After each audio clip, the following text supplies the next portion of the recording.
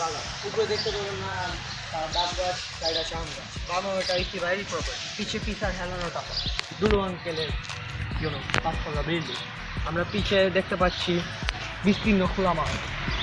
এখানে এক সময় আমরা ফুটবল খেলতাম শীত আজের জায়গায় একদম নির্জন নিষ্প্রাণ আমরা আজকে খুবই সুন্দর দক্ষিণা বাতাস বইছি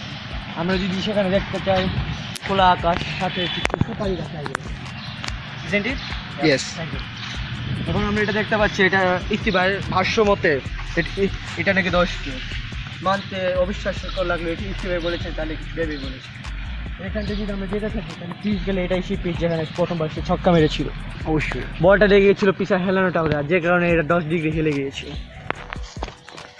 আমরা আরও দেখতে পাচ্ছি একটি প্রথম ফুটবল যেটাতে পেলে খেলেছিল Very strong. আমরা যদি এদিকে তাকাই তাহলে আমরা দেখতে পারবো সকিনা বিবির বাসা